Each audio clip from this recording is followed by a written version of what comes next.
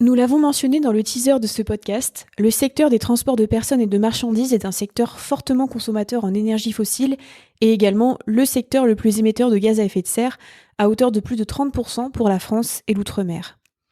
Ainsi, traiter la question de la décarbonation de nos mobilités, c'est s'attaquer à une part significative de l'empreinte carbone nationale. Il est donc indispensable de s'intéresser de plus près aux solutions à mettre en œuvre pour engager de profondes transformations dans la mobilité des voyageurs et des marchandises. Mais transformer nos mobilités, qu'est-ce que ça veut dire exactement ? Qu'est-ce que ça implique ? Vous le verrez au cours de cet épisode, la question est bien plus complexe que la simple mise en place de solutions alternatives pour favoriser des modes de transport plus sobres en carbone comme les voyages en train, le vélo ou la voiture électrique.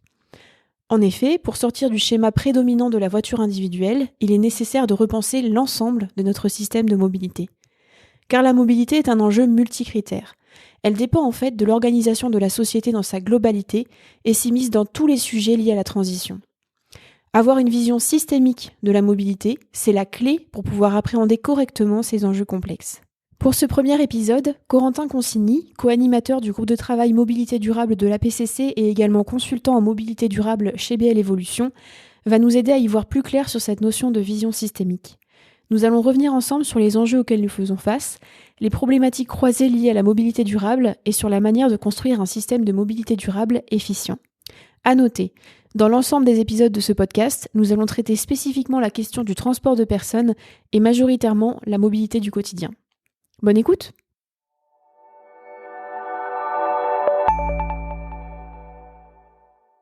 Alors bonjour Corentin, est-ce que vous pouvez commencer par vous présenter et nous parler de l'activité du GT Mobilité Durable de la PCC? Eh bien, bonjour à toutes et à tous. Donc, moi, je m'appelle Corentin Consigny et je suis chef de projet mobilité climat chez BL Evolution. Et j'accompagne donc essentiellement des collectivités territoriales sur des questions liées aux mobilités et au climat, mais essentiellement sur les questions liées aux mobilités durables et à la planification d'actions liées aux mobilités durables sur les territoires. Et donc, avec cette casquette, moi, je suis investi dans le groupe de travail mobilité durable de l'APCC que je co-anime. Et l'objectif de ce groupe de travail, c'est grosso modo le même que le même que les autres, c'est d'abord d'avoir des échanges entre pairs de cette même profession et qui partagent des valeurs et des intentions un peu similaires au travers de nos activités, de mener certaines fois des travaux en commun, rédiger des notes de plaidoyer, partager des notes pour partager notre vision, etc. Participer à l'organisation d'événements de la PCC. Donc, je peux citer le sommet virtuel des mobilités durables qui aura lieu, il me semble, 2 ou 3 semaines après la diffusion de cet épisode. Et il y a aussi il y a également d'autres choses qu'on peut co-organiser dans ce groupe de travail. Donc, les activités sont assez diverses et sont assez dépendantes aussi des actualités de notre profession. Oui, tout à fait. Et donc effectivement, on retrouve pas mal des travaux faits par les groupes de travail, dont notamment celui-ci sur le site de la PCC et les événements comme vous l'avez cité. Alors, avant de rentrer dans le vif du sujet de cet épisode, est-ce que vous pouvez nous rappeler pourquoi on s'intéresse autant à la décarbonation du secteur de la mobilité et quels sont les enjeux ? Il y a beaucoup de raisons à ça et beaucoup d'enjeux liés aux mobilités parce que les mobilités, c'est un sujet qui est central dans la vie de tout le monde, de chaque individu. Deux chiffres clés, c'est qu'on passe en moyenne 1 heure par jour à se déplacer. C'est quelque chose qui est relativement constant même depuis avant la révolution industrielle, donc c'est intéressant de l'avoir en tête. Et aujourd'hui, les déplacements en France, ça représente 16% du budget des ménages. Donc en termes de temps et en termes d'argent et de gestion de la finance des ménages, c'est un élément très important, un élément central. C'est un élément aussi, au-delà de ces deux aspects, qui a beaucoup évolué depuis la révolution industrielle ou depuis le début du XXe siècle, parce qu'on est donc on a à peu près gardé toujours le même temps de déplacement dans nos journées. En revanche, on a multiplié par 10 la distance parcourue. On est passé de grosso modo 5 kilomètres au début du 20e à peu près 50 kilomètres aujourd'hui par jour. Et cet allongement des déplacements, il a été permis par l'augmentation de la vitesse de déplacement et l'émergence de modes de transport plus rapides, en particulier la voiture. Et donc en France, notre système de mobilité aujourd'hui, il est construit autour de la voiture et de la voiture individuelle. Et ça pose un certain nombre de problèmes. J'en ai listé quatre principalement. Je pourrais revenir dessus derrière. Le premier, c'est celui que vous avez cité dans la question, c'est le changement climatique, qu'implique un impératif de décarbonation de ce secteur, qui est aujourd'hui pas très bien adressé, pas très bien pris en compte, parce que c'est un tiers des émissions nationales, le secteur des transports. Et en volume, c'est pas des émissions qui ont décru, c'est le mauvais élève des secteurs à décarboner en France, parce qu'on reste à un tiers des émissions nationales et on baisse pas les émissions depuis les années 90. Le moment où on a commencé à se fixer des objectifs, on a quasiment pas diminué nos émissions liées au transport. Et ça, c'est la principale raison, c'est que notre système de mobilité en France, il est centré autour de la voiture individuelle, et l'usage de la voiture individuelle, il est fortement dépendant du pétrole.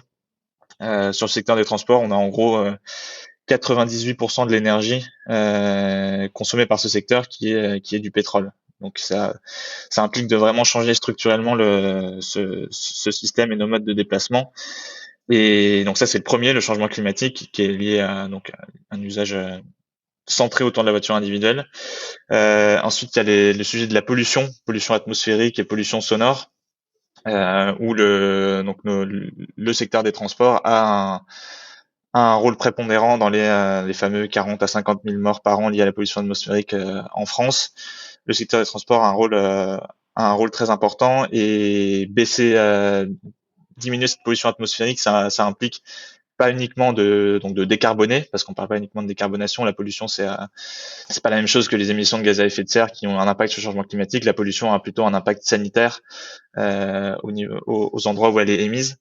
Et donc ça implique de changer vraiment de mode de déplacement, parce que pour la décarbonation, au niveau local, passer de la voiture électrique à la voiture thermique à la voiture électrique, ça permet de baisser relativement efficacement les émissions de gaz à effet de serre. En revanche, les émissions de polluants, elles sont pas uniquement liées à la combustion du pétrole, mais elles sont aussi liées à la friction des pneus sur la route, à la friction des plaquettes de frein sur les disques de frein. Donc c'est d'autres choses qui sont abordées. Un autre sujet qui est un peu lié à ça, c'est celui de la santé physique et de la santé mentale. Je reste toujours sur la voiture, et ça va être un peu, je pense, le fil rouge de notre échange aujourd'hui.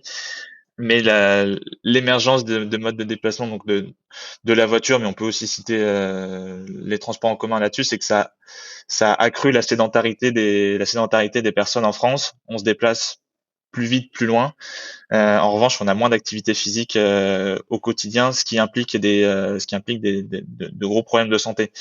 Et en revanche, l'émergence des mobilités actives, le vélo et la marche, il y a toutes les études là-dessus montrent que ça réduit drastiquement le risque de maladie. Pour le vélo, typiquement, il y a une étude qui a été réalisée en 2013 pour le ministère de la Transition écologique, qui avait peut-être un autre nom à ce moment-là, qui montre que ça réduit de 30% le risque de maladie coronarienne, de 24% le risque de maladie vasculaire cérébrale, etc. Donc, grosso modo, ça a que des impacts positifs sur la santé, qui sont aussi des impacts économiques derrière sur notre système de santé, qui sont assez difficiles à évaluer, mais qu'il est important d'avoir en tête. Et enfin, le dernier point, c'est un aspect, il y a un enjeu social aussi derrière le fait de repenser notre système de mobilité. C'est-à-dire que la construction de cette dépendance à la voiture, elle s'est faite au détriment des populations et des personnes les plus précaires. Un chiffre qui illustre bien ça, c'est la part modale de la voiture en fonction des niveaux de revenus. On voit que la moitié des ménages avec le revenu le plus élevé en France, sur cette moitié-là, on a une part modale voiture qui est autour de 70%. Donc 70% des déplacements effectués par cette tranche de la population sont effectués en voiture. En revanche, si on regarde le premier décile, donc les 10% de la population qui ont le revenu le moins élevé par ménage, cette part modale, elle tombe à 39%, parce qu'en fait, l'usage de la voiture, c'est un mode de déplacement qui est cher, qui est à la fois cher pour les individus, mais qui est aussi d'autant plus cher, je pourrais y revenir là-dessus plus tard, mais pour la collectivité. On a grosso modo un facteur 10 en termes de coût entre l'usage du vélo et l'usage de la voiture. Et donc l'objectif, si je reviens à la décarbonation, c'est de viser la neutralité carbone, comme pour tous les secteurs, la neutralité carbone en 2050 pour le secteur des transports. Et c'est un chantier très important, comme je viens de l'évoquer. Oui, c'est un énorme chantier. On va revenir effectivement après plus en détail sur plusieurs points que vous avez évoqués. Mais pour démarrer, est-ce que vous pouvez nous expliquer pourquoi, pour réussir donc à accomplir ce fameux objectif de décarbonation et d'atteinte de neutralité carbone, pourquoi est-ce qu'on a besoin d'une vision systémique de la mobilité durable? Pourquoi c'est indispensable? Et surtout, qu'est-ce qu'on entend par là? Qu'est-ce que ça veut dire? Parce que ça peut paraître un peu barbare comme mot, vision systémique. Comme je l'ai dit et j'ai commencé à l'illustrer dans la réponse à la question précédente, c'est que les mobilités, c'est un sujet complexe qui a été traité de manière relativement simple au XXe siècle, en tournant le développement, l'aménagement du territoire autour des déplacements uniquement en voiture. Donc ça a été traité en silo en se concentrant sur un mode de déplacement, le développement de ce mode de déplacement. Donc ça a été traité de manière simple, mais ça pose des problèmes très importants que je viens d'évoquer. Et donc la nécessité de penser donc de manière systémique, c'est-à-dire penser les mobilités comme un système avec plein de sous-systèmes en interaction. Donc ces sous-systèmes très concrètement, ça peut être des modes de déplacement, c'est aussi les usagers de ces modes de déplacement. Et c'est penser ça de manière fluide pour faire en sorte que une personne qui part de son point A, donc par exemple si on prend un déplacement de domicile-travail, qui part de sa maison pour aller sur son lieu de travail, et demain ça soit plus une charge pour elle de faire ça sans sa voiture, parce qu'aujourd'hui c'est dans certains cas c'est un acte un acte d'engagement très fort et quelque chose de très audacieux de se dire je vais pas prendre ma voiture pour aller au travail, mais je vais faire tant de minutes à pied pour rejoindre un bus, pour ensuite aller prendre un autre transport en commun, aller prendre, je sais pas, le tram, le RER, etc., pour ensuite faire 20 minutes à pied quand j'arrive à ma gare d'arrivée. Enfin, c'est un chantier qui peut être très compliqué pour plein de raisons, mais la première raison, c'est que les modes de déplacement aujourd'hui ils sont pensés en silo, mais ils sont pas forcément pensés en interaction les uns avec les autres. Une autre illustration qui montre à quel point c'est complexe de se déplacer sans voiture versus se déplacer avec voiture, c'est que en fait la voiture c'est bon, on en reparlera tout à l'heure, mais c'est un gros symbole culturel de liberté, et c'est aussi quelque chose qui est très facile d'usage, parce que il y a tous les services et globalement tout est fait pour qu'on puisse facilement se déplacer en voiture. On sort de chez soi, on prend sa voiture qui est garée devant chez soi parce qu'on a une place de parking qui est devant chez nous.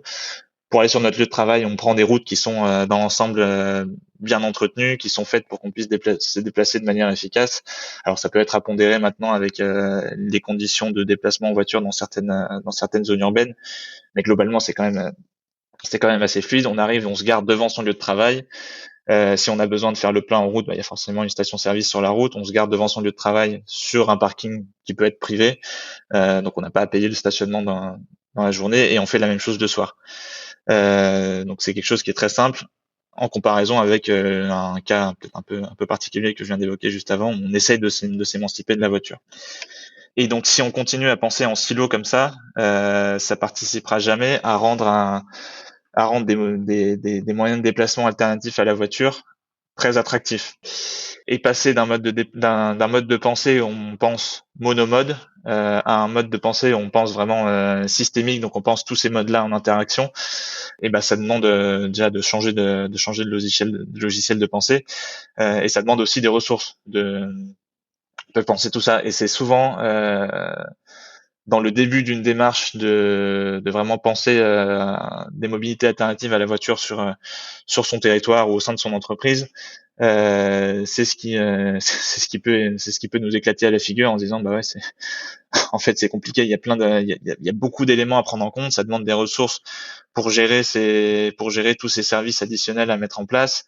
Ça demande de changer notre mode de pensée, ça demande aussi dans beaucoup de cas du courage politique de dire on va changer, parce que en fait le développement de modes de transport alternatifs à la voiture, ça implique forcément quelque part d'opposer les modes. Il y a beaucoup de discours qui disent il faut pas opposer les modes, il faut que tous puissent cohabiter. C'est en partie vrai, en partie faux, parce que quand on est dans une zone urbaine où on veut plutôt faciliter les déplacements à vélo, et ben on peut pas pousser les murs, et il y a un moment, il faut prendre pour sécuriser les déplacements à vélo et faire en sorte que le premier frein au déplacement à vélo soit levé. Ce premier frein étant la sécurité des déplacements, bah, ça nécessite de faire des aménagements séparés entre la route et la piste cyclable, et donc de prendre de la place à la voiture, forcément. Donc il y a une opposition à faire entre les modes, et il y a aussi, dans une logique systémique, des modes qui sont à penser en interaction les uns avec les autres. Je donnerai quelques exemples un peu plus tard de choses qui fonctionnent, très bien, mais il y a vraiment un enjeu à penser ça en interaction. Et si je reviens au début de ce petit monologue, ça demande des ressources. En revanche, entretenir le système voiture, ça demande aussi des ressources énormes. Des chiffres qui sont assez parlants, c'est les dépenses à l'échelle nationale, qui sont même pas de l'entretien du réseau routier, mais par exemple les accidents de la route, ça représente 46 milliards d'euros par an. Donc c'est énorme, c'est 2% du PIB. Oui. C'est vraiment pharaonique. C'est pas négligeable. C'est ça. Et les dépenses liées, alors ces dépenses indirectes qui sont pour beaucoup des dépenses de santé, mais les dépenses liées à la pollution de l'air, il y a un rapport du Sénat qui montre que c'est compris entre 68 et 97 milliards d'euros. C'est pas uniquement lié à la voiture, mais mais la voiture a une grande part de responsabilité là-dedans. Donc toutes les externalités négatives liées au système voiture, bah, elles ont un coût énorme pour la collectivité, et il y a un enjeu du coup pour sortir de ce système à revenir à un niveau penser des systèmes de mobilité à toutes les échelles pour qu'on puisse s'émanciper et pour que surtout se passer de la voiture, ça soit attractif et ça soit enviable. D'accord. Alors, vous avez déjà donné quelques exemples, mais on a évoqué le fait que c'est à la croisée de plein de problématiques qui sont pas que liées au carbone, effectivement, qui sont aussi sociales, économiques. Est-ce que vous avez peut-être d'autres exemples encore que ceux que vous avez donnés qui permettent de mieux comprendre la complexité de cet enjeu et en quoi c'est lié? Parce que c'est pas forcément évident de se rendre compte en quoi c'est lié à des problématiques sociales, économiques, sociologiques. Il y a plein d'éléments qui peuvent permettre d'illustrer ça, mais si je reviens à ce que je disais au début, les déplacements, c'est quelque chose qui est central dans la vie de tout individu. C'est entre 5 et 10% de notre temps éveillé, quoi. Donc c'est Oui, tous les jours. Donc c'est beaucoup. c'est non négligeable. Et donc l'enjeu climatique, on en a beaucoup parlé. L'enjeu économique, bah, je l'ai évoqué dans la fin de la réponse à la question précédente, mais c'est vu comme un frein au début. Mais en fait, quand on met en opposition les coûts qui sont liés au développement, à l'entretien du système voiture et les coûts qui sont liés à des modes de transport alternatifs, eh ben c'est pas du tout la même chose. La création d'une route, c'est plusieurs millions d'euros du kilomètre. Quand la création d'une piste cyclable sécurisée, en fonction des contextes, le ratio c'est autour de 300-500 000 euros du kilomètre. Donc il y a un facteur 10 entre une route classique et une piste cyclable, et il y a un facteur qui est encore plus élevé quand on parle d'autoroute. C'est un sujet d'ailleurs d'actualité. Une autoroute, c'est des dizaines, des centaines de millions d'euros au kilomètre. Donc c'est énorme, c'est énorme à entretenir. Et quand on voit les coûts pour la collectivité que ça occasionne par ailleurs, bah c'est un élément de plus qui fait se dire que même économiquement, si on réfléchissait sérieusement là-dessus, il y aurait un intérêt fort à avoir des politiques plus incitatives pour se passer de la voiture. Il y a un autre chiffre qui est intéressant là-dessus sur l'aspect économique, c'est que 1 euro dépensé par un usager de la voiture, une usagère de la voiture, ça occasionne 5 à 10 euros dépensés par la collectivité en termes de dépenses de santé, en termes de dépenses d'entretien du réseau routier, etc. Alors qu'un euro dépensé par un ou une cycliste, c'est en gros une dizaine de centimes dépensés par la collectivité. Donc il y a aussi un réel avantage collectif à développer des modes de transport alternatifs à la voiture. En revanche, c'est pas quelque chose qui va se faire en pensant uniquement mobilité, parce que on se déplace pour des raisons, pour des besoins. On se déplace de son domicile à son lieu de travail, on se déplace de son lieu de travail en revenant pour aller faire des courses, pour aller chercher les enfants à l'école, pour faire des démarches administratives. Euh, et donc le premier levier, et c'est aussi le plus complexe à mettre en œuvre, c'est réduire les besoins de déplacement pour permettre plus facilement aux personnes de se passer de la voiture et réduire aussi des inégalités liées au déplacement, comme on l'a vu tout à l'heure. En fait, cet allongement de la distance parcourue par personne et par jour, c'est quelque chose qui est favorable aux personnes qui peuvent se le permettre, donc les personnes qui sont les plus aisées, et les personnes qui sont les plus précaires, elles subissent ça parce que souvent elles sont obligées d'habiter loin de leur zone d'emploi. Pour beaucoup, elles sont contraintes de se passer de la voiture parce que c'est quelque chose qu'elles peuvent pas se permettre financièrement. Donc, soit elles sont bloquées, elles peuvent pas avoir d'emploi, soit elles doivent chercher des solutions, se lever à des heures indécentes pour aller sur leur lieu de travail en bus, en parcourant des grandes distances à pied, parce que c'est pas possible autrement. Donc, il y a ces sujets d'inégalité sociale, et nous, ce qu'on essaie de faire maintenant dans nos accompagnements, c'est de faire incarner ces problématiques de déplacement qui sont rencontrées par les personnes qui habitent sur les territoires, au travers de personas qu'on adapte en fonction du territoire. Donc, je vais donner quelques exemples, mais c'est quelque chose qui parle bien souvent aux élus de se rendre compte que il y a des profils types de personnes sur leur territoire qui rencontrent des difficultés qui sont souvent un peu similaires. Euh, on peut citer par exemple l'exemple d'une collégienne qui doit se lever à 6 heures du matin pour prendre le car scolaire parce que les transports scolaires sont centrés aujourd'hui autour du bus, mais le bus pour aller au collège, il y en a un le matin, un le soir, donc elle est obligée de se lever tôt pour aller le prendre le matin, et le soir, si elle finit pas à la fin à la dernière heure, elle doit faire 2 heures de perm en attendant l'unique bus qui lui permettra d'entrer chez elle. Ouais, j'ai connu Alors ça. alors que voilà, oui, c'est quelque chose qui parlera sûrement Oui. à beaucoup de personnes, alors qu'elle fait probablement partie des 80% de la population française qui habite à moins de 20 minutes à vélo d'un collège. Mais sauf qu'elle peut pas aller à vélo à son collège parce que il y a pas les conditions de sécurité sont pas réunies pour qu'elle y aille à vélo. Ce chiffre-là, je vais passer un peu de temps dessus parce il est important, il est très parlant. Le 80% de la population française qui habite à moins de 20 minutes à vélo d'un collège.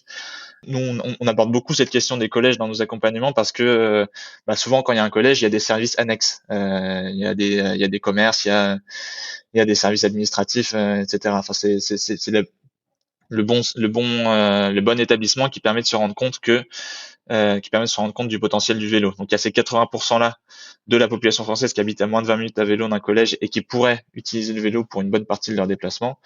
Et il y a les 20% restants qu'il faut pas oublier et pour lesquels il faut aussi trouver des solutions qui sont enviables et qui sont compétitives par rapport à des déplacements en voiture. D'autres exemples de personas, ça peut être par exemple dans un territoire de montagne touristique sur lequel le prix de l'immobilier est fort, une personne qui travaille sur ce territoire, elle est obligée d'habiter, qui travaille sur ce territoire et qui n'a pas des moyens démentiels, elle est obligée d'habiter en dehors. Et donc, elle doit faire la navette tous les jours avec des solutions. On est sur un territoire de montagne, donc un territoire qui est topographiquement très contraint, sur lequel c'est compliqué de se déplacer à vélo. Souvent, elle va dépendre de la voiture parce qu'il n'y a pas le transport en bus ou le transport en train. S'il y a du train, sera pas compétitif par rapport à la voiture. Et quand on a un rapport temps qui est doublé quand on passe de la voiture à un autre mode de déplacement, c'est fortement compréhensible que la majorité des gens utilisent leur voiture. Et on pourrait avoir plein d'autres exemples, par exemple sur un territoire industriel, un ouvrier qui bosse au 3-8, qui a pas de solution de la voiture pour aller sur ses horaires de travail de nuit, un infirmier ou une infirmière à domicile qui doit se déplacer en haute. Enfin, il y a plein d'exemples qu'on essaie d'illustrer et qui sont assez parlants et qui permettent de se rendre compte des complexités individuelles, mais qui sont finalement partagées par beaucoup de personnes sur les territoires. On a brossé un bon tableau déjà. Si on revient sur la notion de système de mobilité durable, en lui-même. Concrètement, à quoi ça peut ressembler un système de mobilité durable qui est réussi? Est-ce que vous avez des exemples concrets de solutions de mobilité qui soient adaptées peut-être au contexte géographique, sociologique, économique, comme on en a déjà parlé? Oui, il y en a. Alors ils sont pas tous en France, parce qu'il faut aussi s'inspirer de nos voisins pour voir ce qui marche bien. Très rapidement, et je reviendrai peut-être par la suite, mais sur les conditions qu'il faut poser pour avoir ce système de mobilité durable réussi. Il y a l'intégration de manière transverse. On a bien illustré depuis le début la complexité du sujet des mobilités, et donc l'intégration de manière transverse de la politique de mobilité dans les politiques du territoire, quelle qu'elle soit. Donc dans un projet de territoire, dans un plan climat air énergie, dans les plans locaux d'urbanisme, dans un SCOT, etc. Donc c'est vraiment quelque chose qui est intégré de manière transverse euh, pour que ça soit pris à bras le corps à tous les niveaux, et qu'on n'ait pas un PLU dans la commune qui encadre pas bien le fait d'avoir des stationnements vélos, le fait de réduire la place de stationnement pour les voitures, etc. Une fois qu'on a ça, bâtir un système de mobilité durable, ça tourne autour de trois principaux axes. Le premier, je l'ai évoqué juste avant, c'est réduire le besoin en déplacement. Ça va bien au-delà de la politique de mobilité. Et ensuite, développer les mobilités actives, la marche et le vélo pour des déplacements qui sont inférieurs à 10 km, et développer les transports collectifs et partagés. Donc les transports collectifs, ça va être le bus, le train, le transport à la demande, et les transports partagés, c'est le covoiturage, l'autopartage, etc. Et penser tous ces développements-là en interaction, comme on l'évoque un peu depuis le début. Et donc un système de mobilité réussi. Des exemples, je vais prendre l'exemple de nos amis des Pays-Bas, qui sont qui sont à la pointe sur le sujet du vélo, mais pas que sur le sujet du vélo, sur le sujet du vélo en interaction aussi avec d'autres modes de déplacement. Et l'exemple du train, donc de l'interaction vélo-train aux Pays-Bas est hyper parlant, quand en France aujourd'hui on a beaucoup de mal à décider ce qu'il faut faire entre faire de l'emport du vélo dans les trains ou faire des parkings très capacitaires aux gares et offrir des solutions aux gares d'arrivée. Aux Pays-Bas, c'est relativement simple et très bien éprouvé. Ils ont des parkings qui sont des parkings vélos qui sont énormes dans la plupart des gares. Le plus grand, le plus connu, c'est celui d'Utrecht, qui a 12 500 places. C'est le plus grand parking à vélo du monde, il me semble. Le comparatif avec, par exemple, le parking à vélo qui a été inauguré à la gare de Lyon à Paris il y a pas longtemps, il fait 400 places, et c'est le plus grand parking à vélo d'Île-de-France. Donc dans d'autres villes de France, il y a des exemples un peu meilleurs. Et aux Pays-Bas, ça va au-delà de juste avoir des parkings capacitaires. C'est aussi une expérience quand on arrive à vélo qui est très pratique et très bien pensée pour l'usager. Il arrive, il pose son vélo et il est directement dans la gare. Il n'a pas 5 minutes à pied à faire pour aller du parking vélo à la gare. Il peut utiliser la même carte pour rentrer dans le parking sécurisé avec son vélo et pour prendre le train. Et ça fait que 85, pardon, pas 85, ça c'est un peu beaucoup, mais 45% des personnes qui prennent le train aux Pays-Bas arrivent à vélo à leur gare d'origine. C'est énorme, et j'ai pas le chiffre en France, mais on est très loin de ça. Et donc on arrive à vélo à la gare aux Pays-Bas, on prend son train et on arrive à la gare d'arrivée. Et là, ils ont un système qui est partagé sur l'ensemble du pays, qui s'appelle OVFIT, donc c'est le nom c'est une marque, et c'est un système de vélo presque en libre service, mais en gros la personne arrive, elle a posé son vélo à sa gare de départ, elle prend son train, elle arrive à sa gare d'arrivée, et elle peut prendre facilement toujours avec la même carte son vélo en libre service OVFIT pour aller à son point d'arrivée. Donc c'est quelque chose qui est très fluide du départ à l'arrivée, et qui fonctionne très bien.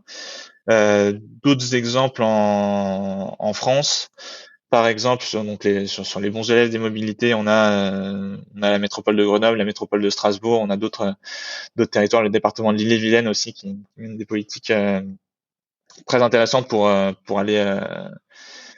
développer des systèmes de mobilité alternatifs à la voiture. À la métropole de Grenoble, par exemple, au grand point de départ de lignes de bus ou de tramway qui vont vers le centre de la métropole, il y a des parkings relais pour les voitures, mais à chaque point de départ, il y a aussi une consigne vélo sécurisée, Il y a souvent des points d'autopartage. À côté des points d'autopartage, il y a des arceaux vélos sur lesquels on peut stationner ces vélos. Et donc, là, cette complémentarité entre modes actifs, transport partagé, transport collectif, elle est relativement fluide sur la métropole de Grenoble. Elle est aussi de mieux en mieux prise en compte dans beaucoup de territoires. J'ai cité Strasbourg, j'ai cité l'Ille-et-Vilaine, et il y a quand même une dynamique qui va dans le bon sens. Sur l'Ille-et-Vilaine, typiquement, ils ont une politique cyclable qui était assez novatrice, et ils ont c'est une question de priorisation, comme toujours, de priorisation des moyens, et ils ont renoncé, fait le deuil de beaucoup de projets routiers,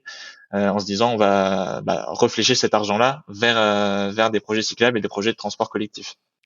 Déjà pas mal d'exemples. Et en plus, ça revient sur des éléments qu'on va avoir dans les prochains épisodes du podcast où on va revenir un petit peu plus en détail, notamment sur l'intermodalité train-vélo, sur le vélo. Voilà, c'est intéressant, ça fait une bonne entrée en matière. Alors, j'ai une autre question, c'est est-ce que selon vous, quel rôle les employeurs, les collectivités, les associations, les citoyens, les entreprises, notamment les entreprises du secteur de la mobilité, peuvent jouer pour co-construire ces politiques de mobilité? Parce que finalement, ça concerne plein d'acteurs différents. Oui, c'est un autre élément de complexité dans ce dont on discute là, c'est qu'il y a effectivement beaucoup d'acteurs, et des acteurs qui sont très différents dans leur manière de fonctionner et dans leur nature. Mais pourtant, la clé, la première chose, avant de penser acteur par acteur, quel est son rôle, c'est d'avoir une logique de coopération à tous les niveaux entre ces acteurs-là, entre les acteurs citoyens, donc les associations d'usagers, les employeurs, les acteurs économiques des transports, des mobilités, et les collectivités ou les administrations. Tout ça doit être pensé dans une logique de co-construction globale, et de bon niveau de dialogue à la bonne échelle. Et une fois qu'on a ça, effectivement, chaque type d'acteur a son rôle bien particulier.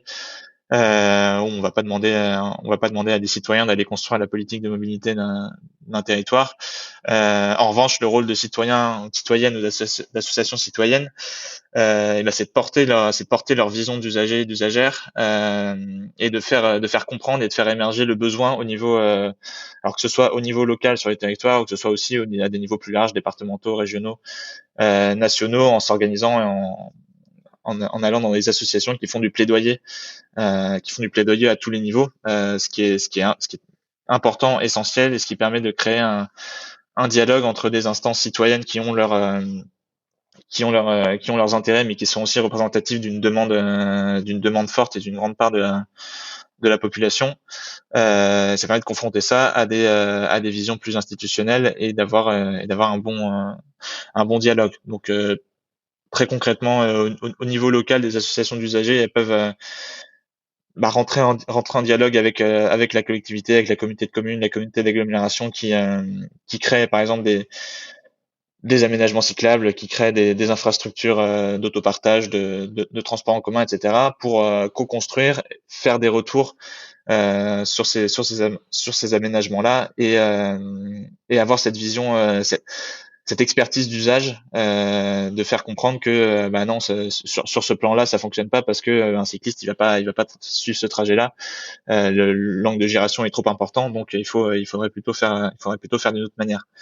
Et un rôle aussi au niveau local de citoyens, de citoyennes, ça peut être de s'organiser pour faire du covoiturage informel avec ses voisins, voisines, pour aller au travail. De faire même de l'autopartage. Il y a plusieurs manières de faire de l'autopartage. Il y a des opérateurs d'autopartage avec des stations qui permettent de louer des voitures de manière facile sur des durées qui sont souvent assez courtes. Il y a aussi la possibilité de s'organiser avec ses voisins, voisines, de se dire on n'utilise pas, on a une à deux voitures par foyer, on les utilise pas à leur plein potentiel, ça prend de la place, ça nous coûte de l'argent. Du coup, on s'organise et on se pose la question de est-ce qu'on a vraiment besoin de ça, et est-ce qu'on pourrait pas plutôt mutualiser ces voitures. Il y a aujourd'hui, c'est possible de faire ça avec des statuts clairs de comment ça fonctionne, de à qui est la propriété de la voiture, et de comment on s'organise. Donc, c'est possible d'avoir des statuts clairs aujourd'hui là-dessus pour s'organiser, faire de l'autopartage à un niveau très local. Ça, c'est des exemples, mais il y a plein d'autres choses qui peuvent être faites au niveau local par les citoyens, citoyennes. Ensuite, les employeurs peuvent faire plein de choses pour faciliter le déplacement des salariés en des modes alternatifs à la voiture individuelle. Ça peut passer, ça sera évoqué, il me semble, dans des épisodes suivants, par de la relocalisation dans une même entreprise, mais sur un autre site d'employés pour réduire, ce que je dis justement, réduire le besoin en déplacement, par une organisation de covoiturage entre les employés, la mise en place du forfait mobilité durable, etc. Ça passe par de la coopération aussi avec la collectivité et par de l'organisation entre différents employeurs en s'organisant et en construisant par exemple des plans de mobilité employeurs en commun sur une zone d'activité. Penser à mutualiser le covoiturage et à mettre en place des actions et à planifier ces actions pour avoir toujours cette vision systémique de comment se déplacent les employés de cette zone d'activité. Et ensuite, sur les collectivités, les collectivités, elles ont un gros rôle d'organisation des déplacements, des mobilités sur leur territoire. Ça passe par de la planification cette transformation du système de mobilité pour passer de la voiture à un système un peu plus éclaté et centré sur les modes actifs, les transports collectifs, les transports partagés. Cette planification et la mise en œuvre de cette planification, ça passe par la priorisation des moyens à mettre en place, que ce soit des moyens financiers pour lesquels il y a aujourd'hui beaucoup d'aides pour passer de la voiture à autre chose, mais aussi, et ce qui pêche aujourd'hui beaucoup, des moyens humains qui manquent beaucoup dans les collectivités. Et ça, c'est à la fois une question de volume global de moyens humains dans les collectivités, mais aussi une question de priorisation.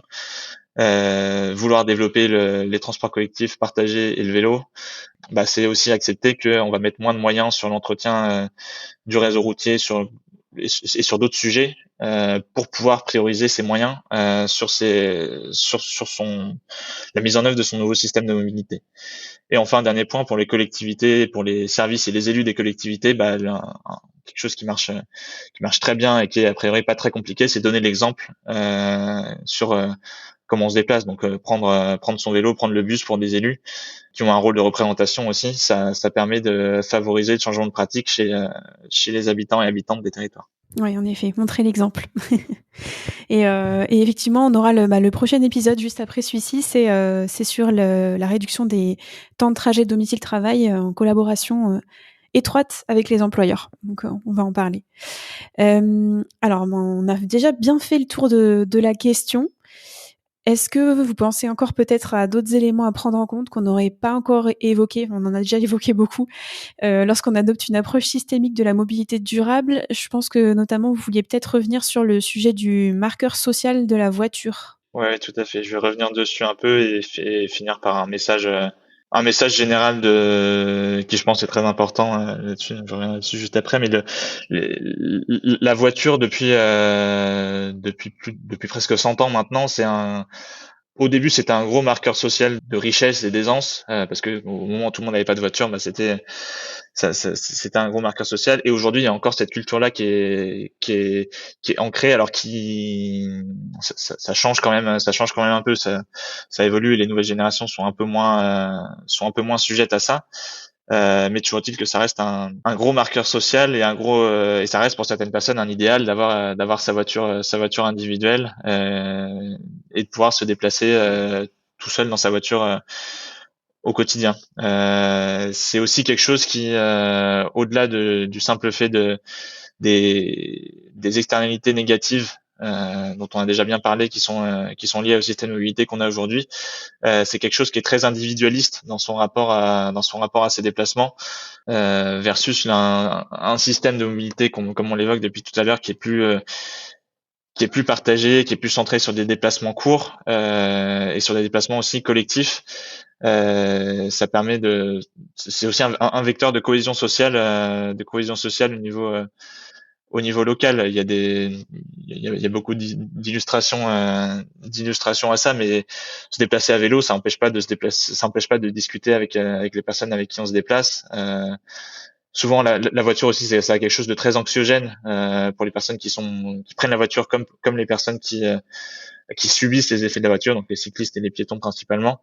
Prendre sa voiture, c'est pas reposant. Alors qu'il y a toutes les personnes que je connais, ou quasiment toutes, qui prennent leur vélo pour aller au travail et qui rentrent, un des bienfaits qu'elles citent en premier, c'est ça me permet d'avoir un espace de respiration entre le moment où je sors du travail et le moment où je rentre chez moi, ce que permet pas du tout la voiture.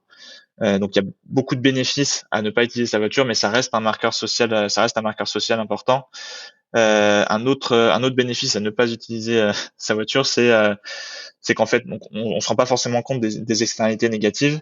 Et il y a un concept qui a été développé par Ivan Illich il y a une cinquantaine d'années, qui est le concept de vitesse généralisée, qui prend en compte aussi tout le temps qu'on met à payer notre mode de déplacement. Et donc la vitesse généralisée prend en compte le temps qu'on a mis à gagner l'argent qu'on met dans l'utilisation de notre voiture, donc on met dans l'essence qu'on met dans notre voiture. Et en fait, en prenant en compte ça, on se rend compte que le vélo est plus rapide que la voiture, la marche est plus rapide que la voiture, parce que on dépense très peu dans la marche, ça demande très peu de dépenses, le vélo ça demande quand même relativement peu de dépenses par rapport à la voiture. Et donc ce concept de vitesse généralisée permet de prendre en compte tout ça et de se rendre compte que finalement, d'un certain point de vue, se déplacer en vélo c'est plus rapide que se déplacer en voiture, et ça permet de faire d'autres choses. Et enfin, le dernier point que je voulais aborder, c'est que développer un système de mobilité alternatif à la voiture individuelle, c'est un gros enjeu technique, mais c'est aussi un énorme enjeu culturel, de changement culturel. Et l'enjeu, c'est donc de montrer des alternatives désirables pour tous les usages. Donc pour les usages du quotidien, communiquer sur ce que j'ai dit à l'instant sur les bénéfices personnels qu'on peut avoir à ne pas prendre sa voiture, mais à plutôt prendre son vélo ou se déplacer différemment pour aller au travail. Tous les bénéfices de santé, changer tous les récits qu'on a aussi autour de ça, et plutôt valoriser dans l'espace public, dans les publicités, valoriser des pratiques plus vertueuses, et de donner l'exemple par tout ça. Et aussi changer les récits autour, parce qu'on a beaucoup parlé de déplacements utilitaires du quotidien pour aller à l'école, pour aller au travail, pour aller faire les courses, etc. Mais aussi changer les récits autour des vacances et du voyage, et montrer que ça peut être désirable aussi de partir moins loin, plus lentement, mais de découvrir les coins qui sont autour de chez soi, partir en voyage à vélo, partir en train en vacances, et vraiment rester plutôt au niveau local, et avoir des vacances plus lentes et plus apaisées. Mais la principale nécessité derrière tout ça, c'est de montrer que c'est enviable et que c'est désirable. D'accord, je pense que ça fait un excellent mot de la fin. Voilà, montrer la mobilité durable comme quelque chose d'enviable et de désirable. Donc je pense qu'on va rester là-dessus.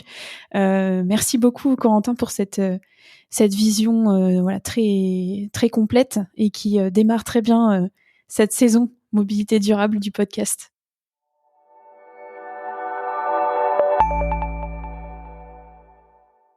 Merci à Corentin d'avoir exploré avec moi cette vision systémique de la mobilité durable. Nous avons ainsi pu prendre de la hauteur sur ce sujet, voir la situation avec du recul et chausser les bonnes lunettes pour bien démarrer notre parcours. Vous trouverez en description des ressources pour vous permettre de creuser le sujet, notamment le Forum Vie Mobile, un institut de recherche sur la mobilité qui prépare la transition vers des modes de vie plus désirés et durables. Maintenant que nous avons conscience de l'inévitable lien étroit entre la mobilité durable et les enjeux sociologiques, économiques et écologiques, de la nécessité de la prise en compte des différentes parties prenantes, de l'importance de l'interconnexion entre les différentes solutions de mobilité alternatives existantes, nous avons de bonnes bases pour la suite. Dans les prochains épisodes, nous allons revenir de manière plus spécifique sur certains de ces sujets. Rendez-vous la semaine prochaine pour un épisode sur la réduction des trajets domicile-travail, ou comment intégrer la sobriété à la racine de nos besoins de déplacement quotidien. À bientôt!